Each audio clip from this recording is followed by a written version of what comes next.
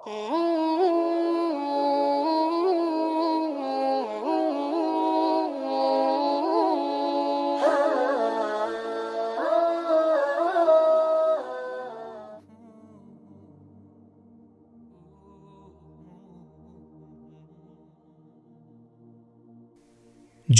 দিনে ফেরার পথে সবচেয়ে বড় যে প্রতিবন্ধকতা সেটা হলো হারাম রিলেশনশিপ। এমন অনেকেই আছে যারা হয়তো 5 ওয়াক্ত সালাত পড়ে, রমাদানে সিয়াম রাখে, দিনের ব্যাপারেও খুব আগ্রহী, কিন্তু একটা জায়গায় এসে আটকে গেছে, হারাম রিলেশনশিপ।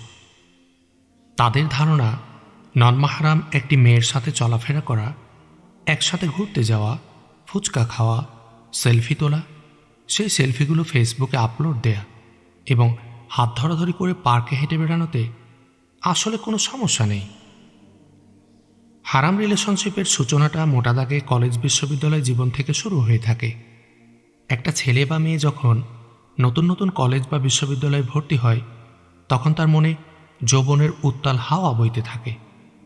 সে আশা করে কলেজের সবচেয়ে মেধাবী ছাত্রটা তার বন্ধু হোক, বিশ্ববিদ্যালয়ের সবচেয়ে স্মার্ট ছেলেটা তার সাথে একই রিকশায় ঘুরে বেড়ানোতে সে অন্যরকম একটা আনন্দ পায়, ডিপার্টমেন্টের সবচেয়ে সুন্দরী বান্ধবীটা ক্যান্টিনে তার সাথে বসে ফুচকা খাচ্ছে, ব্যাপারটাই তার কাছে অন্যরকম। কলেজ বিশ্ববিদ্যালয়ে থাকাকালীন আমাদের জীবনে এরকম অনেকগুলো বন্ধু বান্ধবী এসে ভিড় করে, যাদের আমরা মিষ্টি ভাষায় জাস্ট ফ্রেন্ড বলে থাকি। কোনো একটা ছেলে যখন নন মাহরাম কোনো মেয়েকে নিয়ে ক্যান্টিনে বসে আড্ডা দেয়, কিংবা একটা মেয়ে যখন ডিপার্টমেন্টের সিনিয়র কোনো এক নন মাহরাম বড় ভাইয়ের সাথে একই রিকশায় করে ঘুরে বেড়ায়, এই ঘটনাগুলোকে আমরা নেহাতি বন্ধুত্ব বলে চালিয়ে দিই। কিন্তু এই তথাকথিত বন্ধুত্ব, জাস্ট ফ্রেন্ড, এর নেপথ্যের ঘটনা আমরা তেমন জানতে পারি না। এরকম জাস্ট ফ্রেন্ড রিলেশনশিপে আক্রান্ত কোনো ভাই কিংবা বোনকে যখনই আপনি বলতে যাবেন যে তারা যা করছে বা যেভাবে চলছে তা আদৌ ইসলাম সমর্থন করে না, তখনই তারা তেলে বেগুনে জ্বলে উঠবে আর বলবে, আরে ভাই, আমরা প্রেম করছি নাকি? আমরা তো কেবল বন্ধু। আপনি আর আমি যেমন বন্ধু, এই মেয়েটা আর আমার মধ্যেও সেরকম বন্ধুত্ব, এর বাইরে আর কিছু না।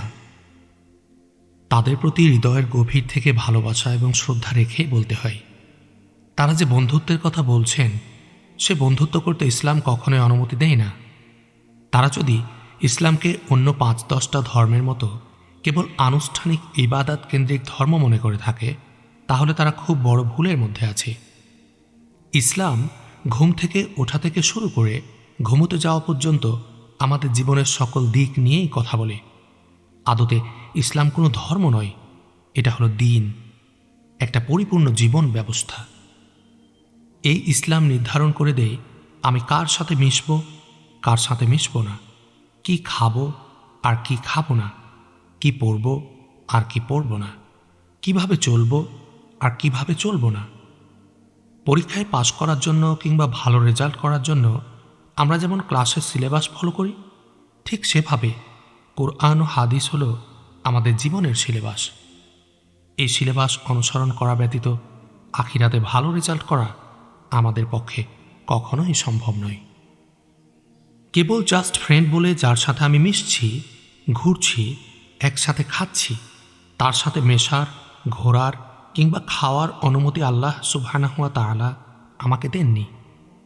আমার জন্য তিনি কুরআনুল কারিমে স্পষ্ট করেই বলেছেন, কুল্লিল মুমিনিনা ইয়াগুদ্দু মিন আবসারিহিম ওয়া ইয়াহফাজু ফুরুজাহুম। হে রাসূল, আপনি মুমিন ব্যক্তিদের বলে দিন তারা যেন তাদের দৃষ্টি সংযত রাখে এবং লজ্জাস্থানের হেফাজত করে। সূরা নূর আয়াত নাম্বার 30। আয়াতটির দিকে আরেকবার খেয়াল করা যাক। এখানে মুমিন ব্যক্তিদের উদ্দেশ্য করেই বলা হচ্ছে। মুমিন ব্যক্তি কারা? যারা আল্লাহতে বিশ্বাস করে, রাসূল, পরকাল, জান্নাত, জাহান্নাম, ফেরেশতা ইত্যাদিতে বিশ্বাস করে, তারাই হলো মুমিন। একবার চিন্তা করি, আমি কি আল্লাহতে বিশ্বাস করি? নবী রাসূলে বিশ্বাস করি? পরকাল, জান্নাত, জাহান্নাম, ফেরেশতায় বিশ্বাস করি? উত্তর যদি হ্যাঁ হয়, তাহলে এই আয়াতটি আমার জন্য, হ্যাঁ, আমাকে উদ্দেশ্য করে আল্লাহ সুবহানাহু ওয়া তাআলা দৃষ্টি সংযত এবং লজ্জাস্থান হেফাজত করে চলতে বলেছেন। দৃষ্টি সংযত বলতে আসলে কি বোঝায়? তাহলে কি আমরা চোখ বন্ধ করে হাঁটব? না, ব্যাপারটা আসলে তা নয়। নবীজির হাদিস থেকে জানা যায়, তিনি বলেছেন, যখনই কোনো পরনারীর দিকে চোখ পড়ে যাবে, সাথে সাথে চোখ ফিরিয়ে নিতে হবে। দ্বিতীয়বার চোখ তুলে তার দিকে তাকানো যাবে না। সহিহ মুসলিম, হাদিস নাম্বার 2159।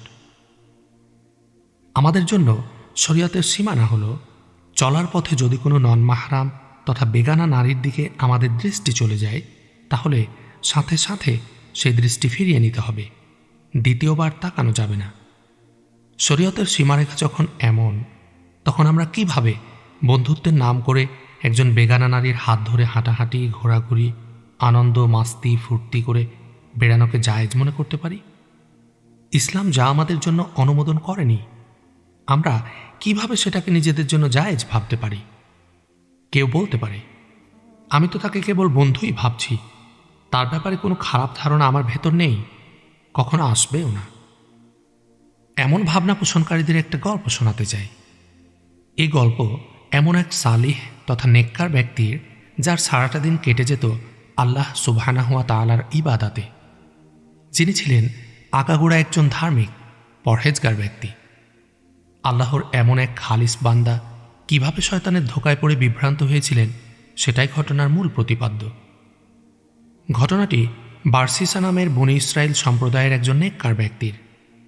জানা যায়, বনি ইসরায়েলের লোকেরা যখন পাপের সাগরে হাবুডুবু খাচ্ছিল, যখন তাদের আগাগোড়া পাপ আর পঙ্কিলতায় ছেয়ে গিয়েছিল, তখন বিশাল একটি জনপদে কেবল বারসিসাই ছিলেন একমাত্র ব্যক্তি যিনি সর্বদা আল্লাহর ইবাদতে মশগুল ছিলেন। আরও জানা যায়, তিনি তার প্রার্থনা গৃহে একটানা 70 বছর আল্লাহর ইবাদতে মগ্ন ছিলেন। একবার বনি ইসরায়েলের 3 জন যুবক একটি কাজে শহরের বাইরে যাওয়ার জন্য মনস্থির করল। তাদের ছিল যুবতী এক বোন। পাপ পঙ্কিলতার এ সময়ে তাদের বোনকে কে দেখে রাখবে, সে চিন্তায় তারা অস্থির হয়ে উঠল। তখন বনি ইসরায়েলের অন্য লোকেরা তাদের পরামর্শ দিয়ে বলল, পাপাচারের এই অস্থির সময়ে তোমাদের বোনকে দেখে রাখার মতো, হেফাজতে রাখার মতো বনি ইসরায়েল সমাজে আর কেউ অবশিষ্ট নেই। তবে বারসিসার কাছে তোমরা তোমাদের বোনকে রেখে যেতে পারো। আমরা তাকে পাপ থেকে মুক্ত, অন্যায় থেকে দূরে এবং আমাদের মধ্যে সর্বোচ্চ তাকওয়াবান ও পরহেজগার হিসেবে জানি। 3 ভাই এরকম একজন আল্লাহওয়ালা লোকের সন্ধান পেয়ে খুব খুশি এবং চিন্তামুক্ত হল। বারসিসার কাছে এসে বোনের দায়িত্ব নেওয়ার জন্য অনুরোধ করল তারা। একজন বেগানা মহিলার দায়িত্ব নেওয়ার কথা শুনে ভয়ে কেঁপে উঠল বারসিসার অন্তর। তিনি বললেন, চুপ করো, আমি কখনোই এই দায়িত্ব নিতে পারবো না। আল্লাহর দোহাই, তোমরা এখান থেকে চলে যাও। বারসিসার এমন কথা শুনে 3 ভাই মনক্ষুণ্ণ হয়ে চলে যাচ্ছিল। ঠিক সেই মুহূর্তে শয়তান তার কুমন্ত্রণা নিয়ে হাজির হল। সে বারসিসার মনে এমন আবেগ আর দরদি যুক্তি ঢেলে দিল, যাতে করে তার হৃদয় সহজে গলে যায়। বারসিসার মনে কুমন্ত্রণা দিয়ে শয়তান বলল, বারসিসা, তুমি কি করলে এটা? এই সরল মহৎ ভাইগুলোর এমন নিষ্পাপ আবদারকে তুমি প্রত্যাখ্যান করলে? তুমি কি মনে করেছ তারা কাজের জন্য শহরের বাইরে চলে গেলে তাদের ছোট বোনটা নিরাপদে থাকবে, কেউ তার সম্ভ্রমহানি করবে না? তুমি কি মনে করো না যে সে তোমার কাছে সর্বোচ্চ নিরাপদে থাকত?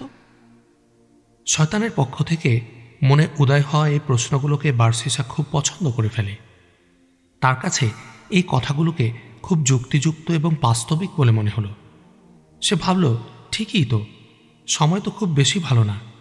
তাদের বোন একা থাকলে যে কারো দ্বারা নির্যাতিতা হতে পারে। তার চেয়ে ভালো হয় যদি আমি এই মেয়েটার দায়িত্ব নিয়ে রাখি। এতে করে সে হয়তো অন্যদের লালসার শিকার হওয়া থেকে বেঁচে যাবে। বারসিসা ফিরে যাওয়া 3 ভাইকে ডাক দিল, বলল, ঠিক আছে, আমি তোমাদের বোনের দায়িত্ব নিতে পারি, তবে শর্ত হলো সে আমার সাথে আমার প্রার্থনা গৃহে থাকতে পারবে না। দূরে আমার একটি কুড়ে ঘর আছে, সেখানেই তাকে থাকতে হবে। বারসিসা তাদের বোনের জিম্মাদার হতে রাজি হয়েছে দেখে 3 ভাই খুব খুশি। তারা বারসিসার শর্ত মেনে নিয়ে বোনকে তার কাছে রেখে শহরের বাইরে চলে গেল। বার্সিসা রোজ তার প্রার্থনাগৃহের সামনে মেয়েটির জন্য খাবার রেখে দরজা বন্ধ করে দিত। খাবারের পাত্র বার্সিসার ঘরের সামনে থেকে নিয়ে আসতো মেয়েটি। এভাবেই পার হচ্ছিল দিন। কিন্তু শয়তানের চক্রান্ত আরও গভীরে। সে আবার বার্সিসার মনে কুমন্ত্রণা দিল। শয়তানের কুমন্ত্রণাগুলো ছিল আপাত দৃষ্টিতে যৌক্তিক ও বাস্তবিক। সে বার্সিসার মনে এই ভাবনার উদয় ঘটালো যে, বার্সিসা, তুমি সময় মতো মেয়েটির জন্য ঘরের বাইরে খাবার রাখো। সে নিজের ঘর থেকে বের হয়ে তোমার ঘর অবধি হেঁটে এসে সেই খাবারগুলো নিয়ে যায়। আচ্ছা বার্সিসা, একটা ব্যাপার কি খেয়াল করেছ? তোমার ঘর অবধি যখন মেয়েটা হেঁটে আসে, সে সময় না জানি কত পরপুরুষ তাকে দেখে ফেলে। এটা কি ঠিক বলো? তুমি তো চাইলে তার ঘরের দোরগোড়া পর্যন্ত খাবারগুলো রেখে আসতে পারো। বার্সিসার মনে এই ভাবনা দাগ কাটল। সে ভাবল, সত্যিই তো, আমার ঘর পর্যন্ত আসতে তাকে তো অনেক পরপুরুষ দেখে ফেলে। বার্সিসা পরের দিন থেকে আর নিজের ঘরের কাছে খাবার পাত্র না রেখে মেয়েটার ঘরের দোরগোড়ায় রেখে আসতে লাগল। এভাবে চলল আরও কিছুদিন। শয়তান তার কুটবুদ্ধি নিয়ে আবার হাজির হলো। এবার বলল, বার্সিসা, ভারী আজব লোক তো তুমি। তার ঘরের দোরগোড়া পর্যন্ত যেতে পারো, ভেতরে গিয়ে তার সাথে দু চারটে কথা তো বলতে পারো, তাই না? বেচারি ভাইদের অনুপস্থিতিতে কতই না একাকী জীবন পার করছে। এই ভাবনাও বার্সিসার মনোভূত হল। সে ভাবল, সত্যিই তো, এত দূর পর্যন্ত যখন আসি, তার সাথে দু চারটে কথা তো বলা যেতেই পারে। ভাইদের অনুপস্থিতিতে সে নিশ্চয়ই খুব একাকী বোধ করে। পরের দিন থেকে বার্সিসা খাবার নিয়ে সোজা মেয়েটার ঘরের ভেতরে ঢুকতে শুরু করে। দুজনের হালকা কিছু গল্প আলাপ হয়। সে আলাপগুলো আস্তে আস্তে দীর্ঘ আলাপে পরিণত হয় এবং একসময় বার্সিসা মেয়েটার প্রতি আসক্ত হয়ে পড়ে। সে আসক্তি একটা পর্যায়ে শারীরিক সম্পর্ক পর্যন্ত গড়ায়। বার্সিসার গল্পের এখানে ইতি টেনে দিই। আমরা যারা জাস্ট ফ্রেন্ড বলে নারী পুরুষের অবাধ মেলামেশাকে জায়েজ মনে করি এবং এতে ক্ষতির কিছু দেখি না বলে থাকি, আমাদের জন্য এই গল্পে ভালো রকমের শিক্ষা রয়েছে। শয়তান বনি ইসরায়েলের যুগের সবচেয়ে সেরা দিনদার, তাকওয়াবান, আমলদার আর নেককার বান্দা বার্সিসাকে যেভাবে ফাঁদে ফেলেছে, আমাদের যুব সমাজকেও ঠিক একইভাবে শয়তান ফাঁদে ফেলে। রাসূলুল্লাহ সাল্লাল্লাহু আলাইহি ওয়াসাল্লামের হাদিস থেকে আমরা জানতে পারি, দুজন নারী পুরুষ যখন একান্তে আসে, সেখানে তৃতীয়জন হয় শয়তান। জামে তিরমিজি 2165 নম্বর হাদিস। আমরা যখন নন-মাহরাম কাউকে নিয়ে একান্তে আলাপে মত্ত হই কিংবা একই রিকশায় চেপে যাওয়া আশা করি, তখন মাঝখানে শয়তান এসে আমাদের বিভ্রান্ত করতে থাকে। আমাদের মনে হতে পারে, আরে, আমার মনে তো আমার বান্ধবী সম্পর্কে কখনো খারাপ ধারণা আসে না, আমি তো কখনো ওর দিকে খারাপ নজরে তাকাই না। আমরা যারা এমন চিন্তাভাবনা মনে লালন করি, আমাদের উচিত বার্সিসার ঘটনাটি আরেকবার মনোযোগ সহকারে পড়া। শয়তান কিন্তু একটিবারের জন্য বার্সিসাকে বলেনি ওই মেয়েটার সাথে অনৈতিক সম্পর্কে জড়িয়ে পড়তে, বরং শয়তান বার্সিসাকে যা যা বলেছিল তা আপনার দৃষ্টিতে বাস্তবিক, মানবিক ও যৌক্তিক মনে হতে পারে। শয়তান একবারের জন্য মেয়েটাকে ফুসলাতে কিংবা তার দিকে খারাপ দৃষ্টিতে তাকাতে বার্সিসাকে উদ্বুদ্ধ করেনি, বরং শয়তান খুব ভালো ভালো কথা বলে বার্সিসাকে মেয়েটার কাছাকাছি নিয়ে আসে। এই যে আজকে আমরা বলি, আমি তো ওর দিকে খারাপ নজরে তাকাই না, ওর প্রতি আমার তো দুর্বলতা নেই, কিংবা আমি তো ওকে বন্ধু হিসেবেই দেখি কেবল, এগুলো সব কিছুই শয়তানের পাতানো জাল, ফাঁদ।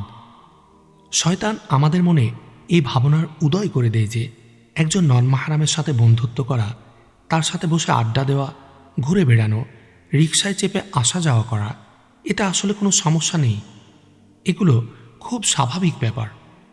দুজন ছেলে মেয়ের তো বন্ধুত্ব হতেই পারে। আপনার মাহরাম নয় এমন কারো সাথে বসে আপনি আড্ডা দিতে পারেন না, চ্যাট করতে পারেন না, ফোনে কথা বলতে পারেন না। যার সামনে আপনার জন্য পর্দা ফরজ, তার সাথে কিভাবে আপনি হাত ধরাধরি করে হাঁটতে পারেন? যাকে দেখা মাত্র আপনার জন্য দৃষ্টি সরিয়ে নেওয়া ফরজ, তার সাথে কিভাবে আপনি বন্ধুত্ব পাতাতে পারেন? ক্যাম্পাসে আড্ডা দিতে পারেন, রাতে ঘন্টার পর ঘন্টা চ্যাট করতে পারেন, ফোনে কথা বলতে পারেন। কুরআনের আরেকটি আয়াতের দিকে লক্ষ্য করা যাক। সূরা আহজাবের ৩২ নম্বর আয়াত, ইয়া নিসা আন-নাবিয়্যি লাস্তুন্না কাহাদিম মিনান নিসা ইন ইত্তাকাইতুন্না ফালা তাখদা'না বিল কওলি ফায়াতমা'a আল্লাযী ফী কলবিহি মারাদুন ফাকুলনা কওলান মা'রুফা। হে নবী পত্নীগণ, তোমরা অন্য নারীদের মতো নও যদি তোমরা তাকওয়া অবলম্বন করো। তবে পরপুরুষদের সাথে কোমল কণ্ঠে কথা বলো না। এতে করে যদি তোমরা কোমল কণ্ঠে কথা বলো, যার অন্তরে ব্যাধি রয়েছে সে প্রলুব্ধ হয়, আর তোমরা ন্যায়সঙ্গত কথা বলবে। এই আয়াতে যদিও নবীজির স্ত্রীগণকে উদ্দেশ্য করা হয়েছে, তথাপি তাফসীরকারকগণ বলেছেন এটা সকল মুমিন নারীর জন্য সমানভাবে প্রযোজ্য। আল্লাহ সুবহানাহু ওয়া তাআলা নারীদের উদ্দেশ্য করে বলেছেন, তোমরা পরপুরুষদের সাথে কোমল কণ্ঠে কথা বলো না। এটাই হচ্ছে ইসলামের সীমারেখা। আপনি যখন নিজেকে একজন মুমিন নারী হিসেবে দাবি করবেন, তখন আপনি কখনোই আপনার ডিপার্টমেন্টের সিনিয়র ভাইটাকে মিষ্টি স্বরে ভাইয়া বলে সম্বোধন করবেন না। আপনি কখনোই নন মাহরাম কারো সাথে মিষ্টি গলায় কথা বলবেন না, আড্ডা দেবেন না। এতে করে তারা আপনার গলার, আপনার মিষ্টি স্বরে প্রলুব্ধ হবে এবং আপনার প্রতি দুর্বল হয়ে পড়বে। ফলে আপনাকে নিয়ে, আপনাকে ঘিরে তারা কুৎসিত চিন্তায় মত্ত হবে। তাদের একান্ত মুহূর্তগুলোতে কল্পনায় আপনাকে নিয়ে তারা কত ধরনের বাজে চিন্তা যে করবে তা ভাবতে আপনার গা গুলিয়ে উঠবে। জাস্ট ফ্রেন্ড, এর কোনো ধারণা ইসলামে নেই এবং এ ধারণা ইসলামের মৌলিক বুনিয়াদী শিক্ষার সাথে পুরোপুরি সাংঘর্ষিক। নিজেকে মুমিন মুসলিম দাবি করা কোনো ছেলে অবশ্যই বেগানা কোনো নারীর হাত ধরাধরি করে হাঁটতে পারে না।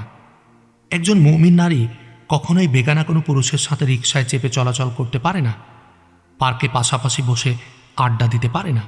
এ সবগুলোই তার জন্য হারাম। চলুন আমরা নিজেদের কেবল তার জন্যই সংরক্ষণ করি যাকে আল্লাহ সুবহানাহু ওয়া তাআলা আমাদের জন্য নির্ধারণ করে রেখেছেন।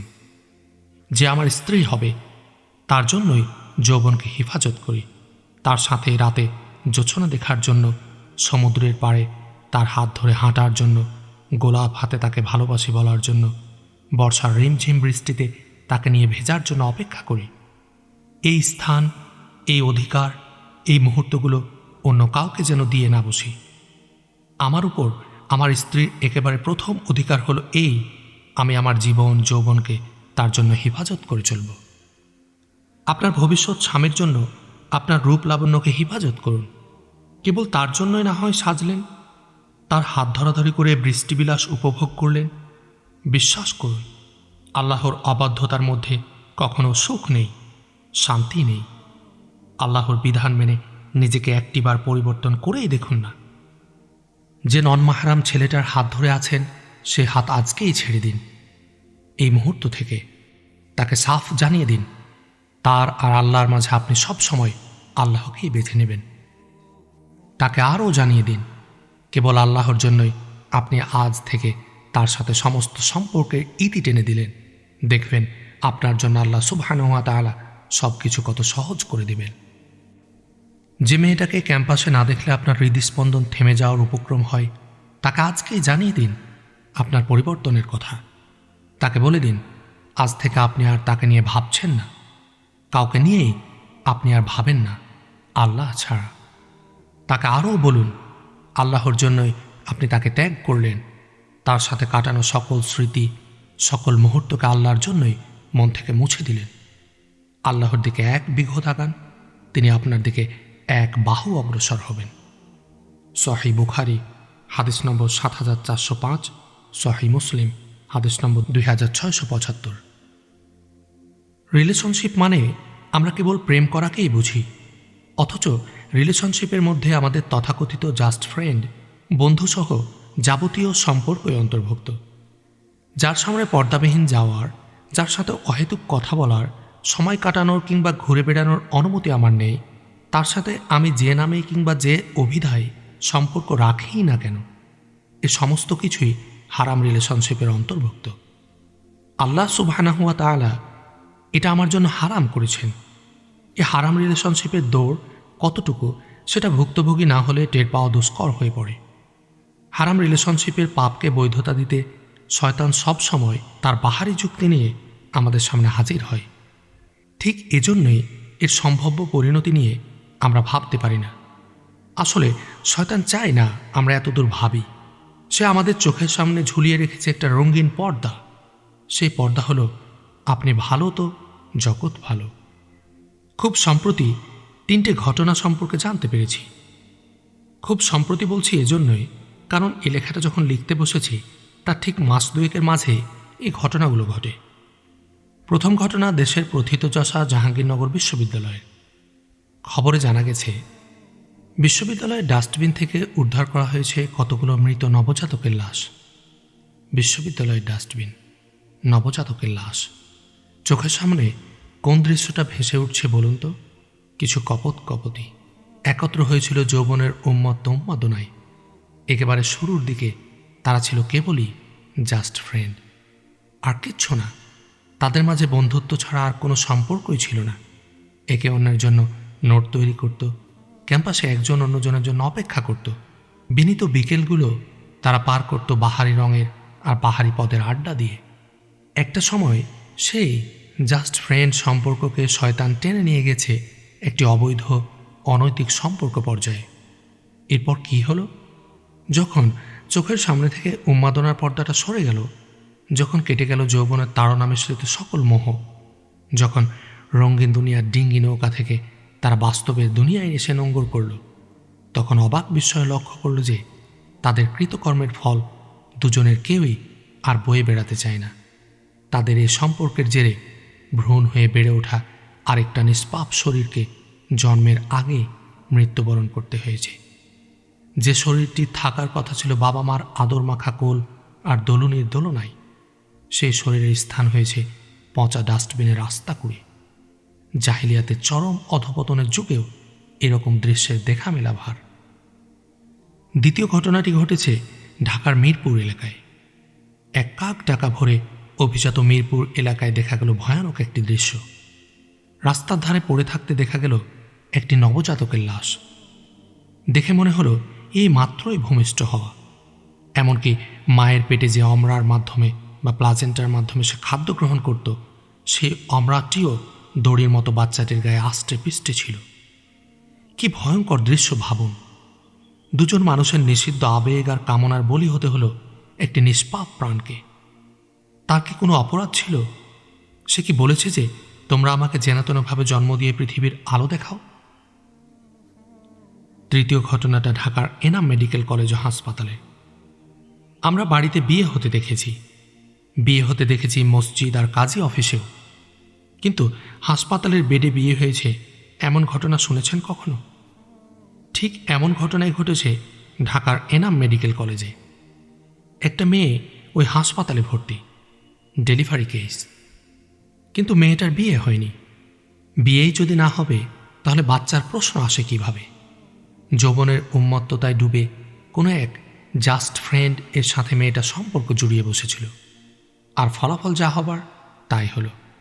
ছেলেটা সম্পর্ক অস্বীকার করতে পারে এ ভয়ে মেয়েটা ভ্রূণ নষ্ট করেনি। ব্যাস, হাসপাতালের বেডে দুই পক্ষের লোকজন মিলে ছেলে মেয়ে দুটোকে বিয়ে দিয়ে দিল।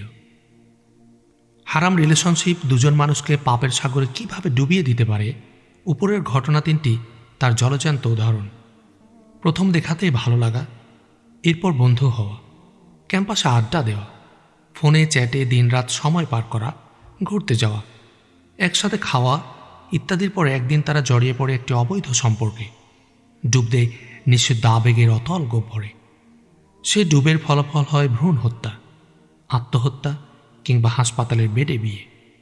যে সম্পর্কে আল্লাহর আদেশ লঙ্ঘিত হয়, যে সম্পর্কে আল্লাহর অসন্তুষ্টি, সেই সম্পর্কের সূচনা থেকে সমাপ্তি, কোথাও কোনো শান্তি আছে কি?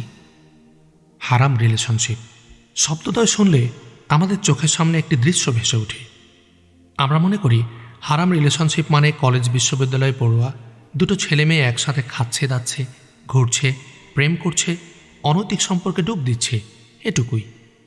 অথচ বিয়ের পরেও যদি কোনো পুরুষ ঘরে স্ত্রী রেখে অন্য মহিলার সাথে অনৈতিক অবৈধ সম্পর্কে জড়িয়ে পড়ে, তবে সেটাও হারাম রিলেশনশিপ।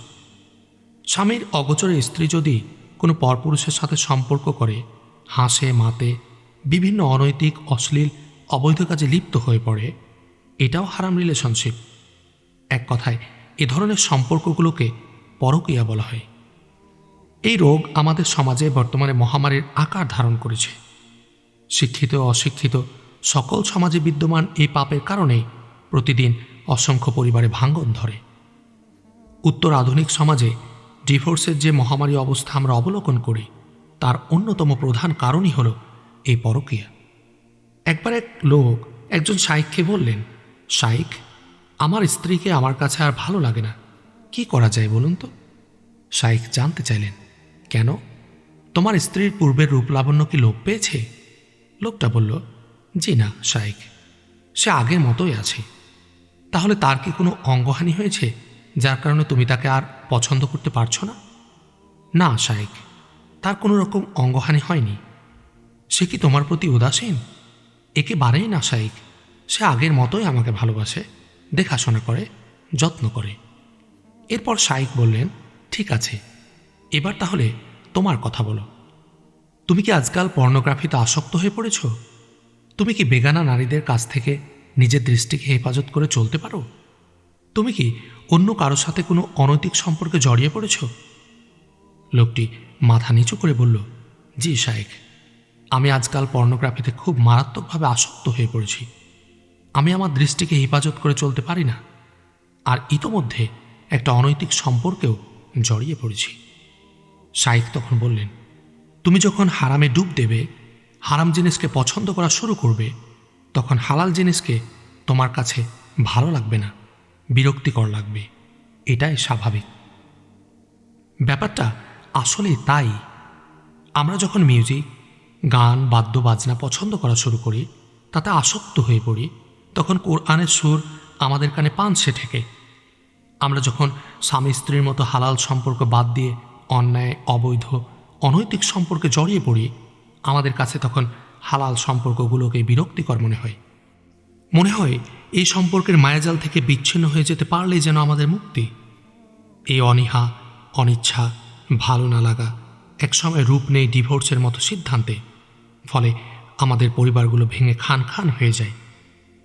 একটা অনৈতিক সম্পর্ক মাঝখানে নষ্ট করে দেয় অনেকগুলো মানুষের জীবন আর স্বপ্ন, লণ্ডভণ্ড করে দেয় তিলে তিলে গড়ে তোলা কারো নিজস্ব জগৎ। এই পর্যায়ে কেউ কেউ যুক্তি তুলে ধরতে পারেন, বলতে পারেন, ভাই, ব্যাপারটাকে আপনি যতটা সরলীকরণ করেছেন সেটা আসলে অতটা সরল নয়। ক্যাম্পাসের কোনো এক বান্ধবীর সাথে বসে আড্ডা দিলে, কিংবা অফিসের কোনো মেয়ে কলিগের সাথে অবসরে বসে কফি খেলে, সেটা তো আর অনৈতিক সম্পর্কে গড়ায় না। এটা জাস্ট ফ্রেন্ডলি ব্যাপার। শাইখ আলী তান্তাবী রহমাহুল্লাহর একটা কথা আমার খুব পছন্দের। তিনি বলেছেন, কিছু যুবক বলে থাকে তারা মেয়েদের চরিত্র ও ভদ্রতা ছাড়া আর নাকি কিছুই দেখে না। মেয়েদের সাথে তারা নাকি বন্ধুর মতোই কথা বলে এবং মেয়েদের বন্ধুর মতোই ভালোবাসে। মিথ্যে কথা, আল্লাহর শপথ, এসব মিথ্যে কথা। যুবকেরা তাদের আড্ডায় তোমাকে নিয়ে যে ধরনের কথা বলে, তা যদি শুনতে পেতে, তাহলে তুমি ভয়ে চমকে উঠতে। শাইখ তান্তাবীর কথাগুলোর নিরেট বাস্তবতা আছে। দুজন বন্ধুর একাকে আলাপের মাঝে তাদের সুন্দরী বান্ধবীটা সম্পর্কে কী ধরনের কথাবার্তা উঠে আসে, তা না শুনলে বিশ্বাস করাটাই দুরূহ। সেই রগরগে আলোচনাগুলো যদি সেই বান্ধবী শুনতে পেত, তাহলে সে কোনো দিনও আর তাদের মুখ দেখাত না। আপনি বলতে পারেন, কেবল কথা বললেই কিংবা তাকালেই কি পাপ হয়ে যায়? জি, রাসূলুল্লাহ সাল্লাল্লাহু আলাইহি ওয়াসাল্লাম বলেছেন, চোখের জিনা হলো চোখ দিয়ে দেখা, জিহ্বার জিনা হলো সেই জিহ্বা দিয়ে অশ্লীল রগরগে কথা বলা, হাতের জিনা হলো পরনারীকে খারাপ উদ্দেশ্যে স্পর্শ করা, পায়ের জিনা হলো ব্যভিচারের উদ্দেশ্যে অগ্রসর হওয়া, এবং মনের জিনা হলো ব্যভিচারের ইচ্ছা বা আকাঙ্ক্ষা করা। আর এই সব কিছুকে কাজে রূপান্তর করে মানুষের গুপ্তাঙ্গ। সহিহ বুখারী হাদিস নাম্বার 6243, 6612, সহিহ মুসলিম হাদিস নাম্বার 2657। হাদিসের ভাষ্য এখানে খুবই স্পষ্ট। চোখ দিয়ে আপনি ক্যাম্পাসের যে বান্ধবীটার রূপ লাবণ্য উপভোগ করছেন, আপনি আসলে সেখানে জিনা করছেন, চোখের জিনা। তার হাতে ফুল গুজে দেওয়ার নাম করে অথবা বন্ধুত্বের দোহাই দিয়ে তার হাতে স্পর্শ করার যে কায়দা আপনি করে থাকেন তা আসলে জিনা, হাতের জিনা। বন্ধুদের সাথে একান্ত আড্ডায়, চ্যাটে কিংবা মোবাইল ফোনে বান্ধবীদের নিয়ে যে অশ্লীল কুৎসিত আলাপে আপনি মেতে ওঠেন, তাও এক প্রকার জিনা, জিহ্বার জিনা। বান্ধবী কিংবা কলিগের হাত ধরার জন্য, তার পাশে বসার জন্য, তার কথা শোনার জন্য আপনার মন যখন আকুপাকু করে, তখন আপনি আসলে জিনা করেন, মনের জিনা। এই একান্ত কামনাগুলো মেটানোর উদ্দেশ্যে আপনি যখন ঘর থেকে বের হন, তখন আপনি জিনার মধ্যেই থাকেন, পায়ের জিনা। সুতরাং একটু কথা বললে সমস্যা কি? একটু হাত ধরলে আপত্তি কিসের?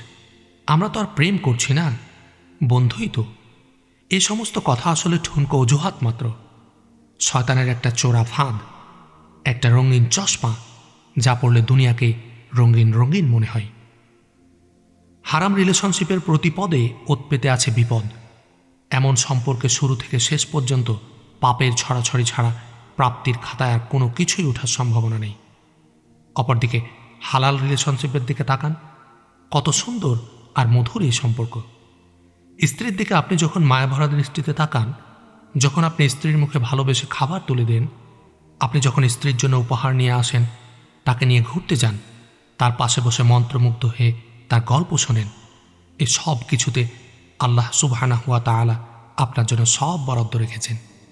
ফেরেশতারা তখন আপনার জন্য সদকার সব লিখে ফেলে। অন্যদিকে হারাম রিলেশনশিপে আপনি বেগানা নারীর দিকে তাকালে, তাকে স্পর্শ করলে, তার সাথে কথা বললে, তার কথা চিন্তা করলে আপনার আমলনামায় গুনাহ যুক্ত হয়ে যায়। হারাম রিলেশনশিপের অপর নাম দেয়া যায় জিনা, আর জিনার শাস্তি খুবই ভয়াবহ, দুনিয়াতেও আখিরাতেও। হারাম রিলেশনশিপ থেকে বেরিয়ে আসাটা খুব সহজ নয়। সহজ নয় তাদের জন্য যারা দিনটাকে মন থেকে মেনে নিতে পারে না, যারা নিজেদের আত্মাকে আল্লাহর বদলে শয়তানের কাছে জমা দিয়ে রেখেছে। তাদের জন্য পতনের এই চোরাবালি থেকে মুক্তি লাভ দুঃসাধ্য। তবে যারা আল্লাহর হয়ে যেতে চায়, যাদের জীবনের লক্ষ্য উদ্দেশ্য সব কিছুই আল্লাহর ভালোবাসা, অনুগ্রহ আর দয়া ঘিরে আবর্তিত হয়, তাদের জন্য এটা মোটেও কঠিন নয়। আল্লাহর দিকে যারা মন থেকে ফিরে আসতে চায়, আল্লাহ তাদের জন্য সকল প্রতিবন্ধকতাকে সহজ করে দেন। তাদের হৃদয়ে ঢেলে দেন প্রশান্তির সুনির্মল সুবাস। সেই সুবাসে বান্দা রাঙিয়ে নেয় তার যাপিত জীবন। আল্লাহর দিকে ফিরে আসার জন্য খুব জমকালো আয়োজনের দরকার হয় না, কেবল আন্তরিক তওবা আর চোখের পানিই তো।